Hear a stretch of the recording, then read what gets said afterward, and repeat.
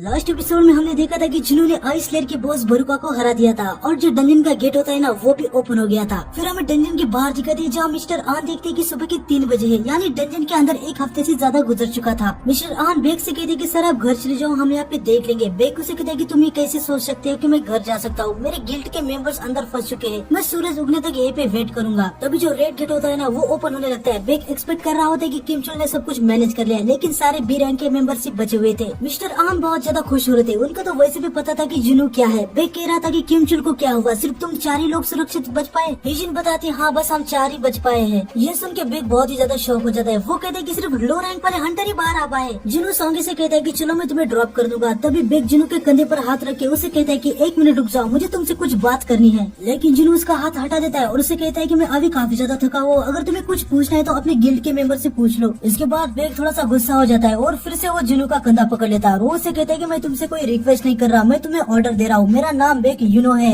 और मैं white tiger guild का मास्टर हूँ। हमने अभी हमारे 9 मेंबर्स खोए हैं। गिल्ड मास्टर होने के नाते मुझे तुमसे कुछ सवाल करने हैं। लेकिन जुनू भी उसके आंखों में आंखें डाल के उसे कहता है तो क्या, कम से कम मैंने आपके 4 हंटर्स को बचाया। गिल्ड मास्टर होने के नाते आपको तो मुझको थैंक्स कहना चाहिए। बेग जुनू से कहता है कि सॉरी, मुझे तुम पे फ्रस्ट्रेशन नहीं निकालनी चाहिए थी, तुम सही हो। और जुनू वहाँ से चला जाता है। बेग पार्क हिजिन से पूछते है कि इस बंदे का क्या सीन है, इतने खराब मूड में क्यों है। पार्क हिजिन बताती है कि मैं भी नहीं जानती, जब से मैं उससे मिली वो ऐसा ही है। उसने डंजन के बॉस को हराया और उसके सामने 3 बार कुछ तो चिल्लाया। तभी मिस्टर आन कहते हैं कि सर वो थोड़ा सा थक गया है, वो बुरा इंसान नहीं है। बेग कहता है कि ये प्रॉब्लम नहीं है, तुमने अभी तक उसको रिक्रूट क्यों नहीं किया। मिस्टर आन कहते हैं कि सर मुझे माफ कीजिए। बेग मन में सोच रहा था उसके अंदर मेरे सामने बोलने का दम है, उसको तो मैं अपने गिल्ड में शामिल करने के लिए कुछ भी कर सकता हूँ। वो आन से कहते कि जल्दी से उसे रिक्रूट करो। आन कहते हैं कि सर मैं पूरी कोशिश करूंगा। बेग कहते हैं कि इतना काफी नहीं है, तुम्हें जितना चाहिए उतना सपोर्ट दूंगा, किसी भी हालत में उसे हमारे गिल्ड में ज्वाइन करवाओ। मिस्टर आन कहते कि सर मैं समझ गया। आगे हमें पता चलता है कि जिन्हों बारूका की शाड़ू को नहीं ले पाया था, लेकिन उसको उसका ड्राइवर मिल गया था। जिन्हों सोंगी को उसके अपार्टमेंट में ड्रॉप कर देता है। वो उसे ठेंगू करके वहाँ से दौड़ते हुए चली जाती है। आगे जिन्हों कहने लगता है कि मुझे अब यू जिन्हों के साथ रेड्स पे जाना चाहिए। फिर हमें सुबह दिखाते हैं जहाँ यू जिन्हों टैक्सी से भारी भरकम आर्मर पहन के जिन्हों के पास आ जाता है। जिन्हों कहते हैं कि मैं तुम्हें पिकअप कर लेता। यू जिन्हों कहता है कि आप मेरी हमेशा ही काफी मदद करते हैं, अगर मैं चाहूँ तो ये पूरा आर्मर पहन के आपके घर तक चल के आ सकता हूँ। फिर वो रेड के लिए जाने लगते हैं। जिन्हों कहता है कि मुझे किसी को पिक करना है। यू जिन्हों कहता है कि कौन। तभी जिन्हों सोंगी को कॉल लगाता है और उसे कहता है कि कुछ मिनट में हमें बाहर मिलो, हम तुम्हें रेड पे ले जाएंगे। यू जिन्हों मन में कह रहा था कि जिन्हों के पास उसका नंबर है और उसको काफी अच्छे से बात भी कर रहा है, क्या ये दोनों रिलेशनशिप में है। यू जिन्हों कह रहा था कि क्या मैं आपसे सोंगी को मिस सोंगी करके बुलाऊं। जिन्हों से कहता है कि अबे वो बस मेरी छोटी बहन की फ्रेंड है। सोंगी वहाँ पे आ जाती है, सभी एक दूसरे को हाय हेलो कहते हैं। जिन्हों सोंगी से कहते हैं कि क्या तुम सो पाई। सोंगी कहती है कि बिल्कुल भी नहीं। जिन्हों उसे कहते हैं कि तुम काफी थकी हुई लग रही हो, थोड़ा सा कार में सोने की कोशिश करो। सोंगी जिन्हों से पूछती है कि तुम सो पाए या नहीं। जिन्हों कहता है कि मैं बस एक हल्की सी झपकी ले पाया, घर जाने से पहले ही 4 बज चुके थे। इनकी ये बातें सुन के जिन्हों का पूरा मूड बदल जाता है। वो मन में सोच रहा था कि ये लोग रात में मिले, वो जरा सी भी सो नहीं पाई, दोनों थके हुए हैं और दोनों सुबह 4 बजे अपने अपने घर गए। वो जिन्हों से कह रहा था कि सर सोंगी अभी भी लीगल एज में नहीं है। जिन्हों कहता है कि भाई तुम कहना क्या चाहते हो। जिन्हों कहते है कि कुछ नहीं, छोड़ो।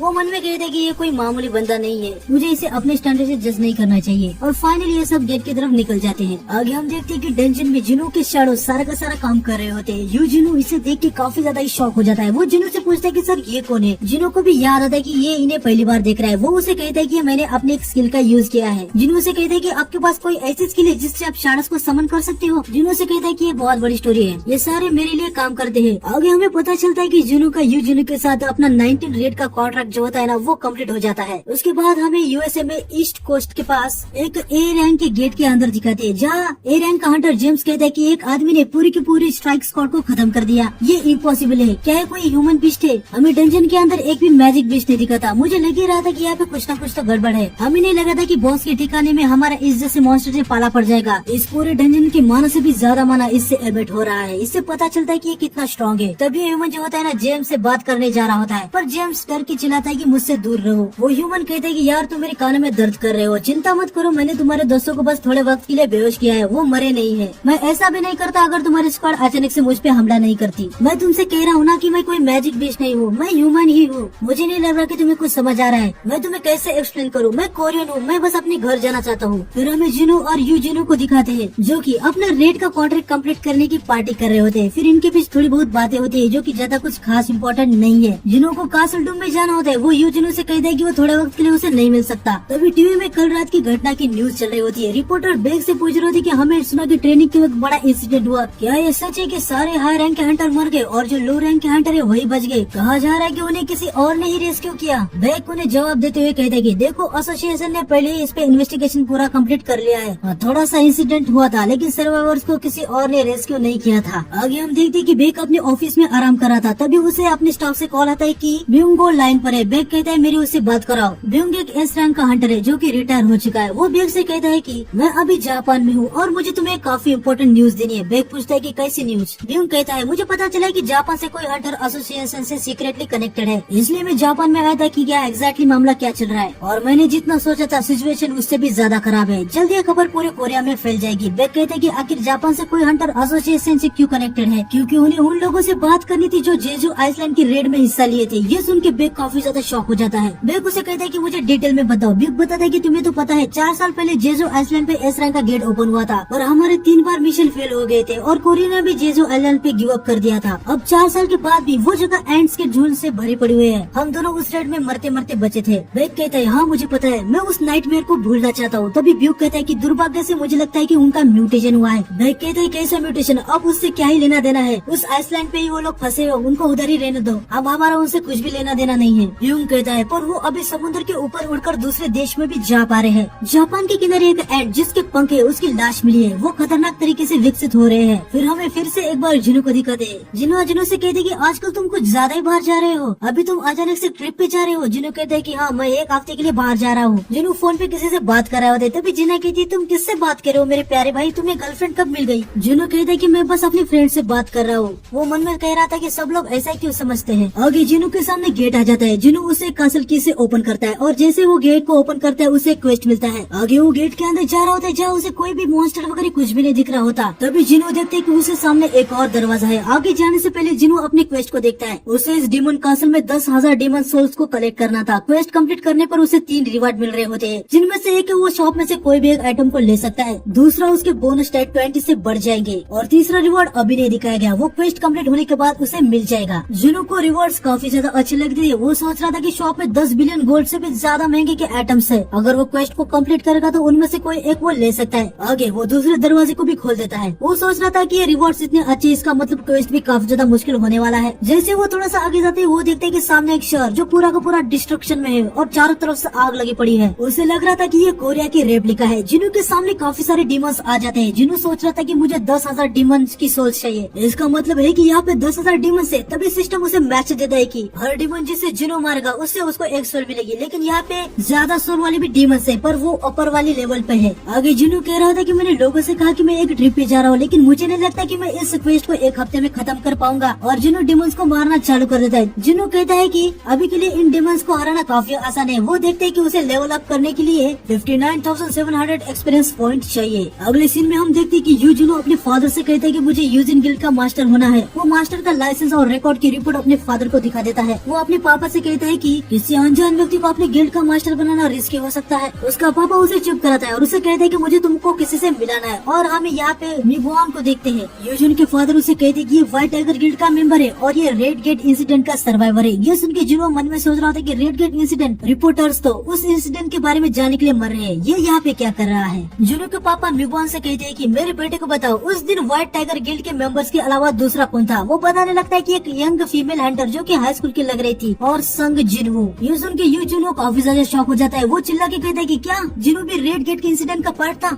यूजुनो पूछ रहा होता है कि उस लड़के का नाम क्या था। मिबुआन बताते कि उसका नाम था सोंगी। आगे वो बताते हैं कि गिल्ड्स के मेंबर उस गेट से संग जिनू की वजह से ही बाहर आ पाए। यूजुनो मन में सोच रहा था कि तो इसलिए वो दोनों इतने क्लोज आए। मिबुआन कह रहा होता है कि व्हाइट टाइगर गिल्ड ने हमें कहा था कि ये बात किसी को भी ना बताया जाए कि जिनू उस दिन हमारे साथ डंजन में था। यूजुनो के पापा उसे कहते कि मिस्टर गो आपने हमें काफी कुछ बता दिया। फिर यूजुनो के पापा उसे कहते कि जिनू तुम्हें तो पता है मैं स्किल्ड हंटर को ढूंढ रहा हूँ और जब मुझे सुनने में आया कि किसी ने रेड गेट से हंटर को बाहर निकाला तो जरा मैंने इसके अंदर खोज की और मुझे नहीं लगा था कि तुम्हारे स्ट्राइक स्क्वाड का मेंबर इसमें शामिल होगा। तुमने गलत दिन चुना ये सब बातें करने के लिए। ऐसा लगता है कि संग जिनू ने तुमको तुम्हारे गिल्ड के मास्टर लाइसेंस के लिए काफी मदद की है। जिनू से कहता है कि हाँ मैं इस बात को एग्री करता हूँ। वो मन में सोच रहा था कि अभी फादर मुझे चूज नहीं करेंगे। यूजुनो के पापा उसे कहते कि तुम और कुछ कहना चाहते हो। यूजुनो कहता है कि प्लीज मुझे गिल्ड का मास्टर बना दीजिए। यूजुनो के पापा कहते हैं ठीक है। ये सुन के यूजुनो काफी ज्यादा ही शॉक हो जाता है, लेकिन उसके पापा आगे कहते हैं तुम्हें संग जिनू को हमारे गिल्ड में ज्वाइन करवाना होगा। जिनू मन में कहता है मैंने इसके लिए काफी ज्यादा मेहनत की है। वो अपने पापा से कहता है कि मैं पूरी कोशिश करूंगा। आगे हमें जिनू को दिखा दे जिसने अभी तक 309 सोल कलेक्ट कर ली थी। तो आज की वीडियो में बस इतना ही, मिलते हैं नेक्स्ट वीडियो में। सायोनारा।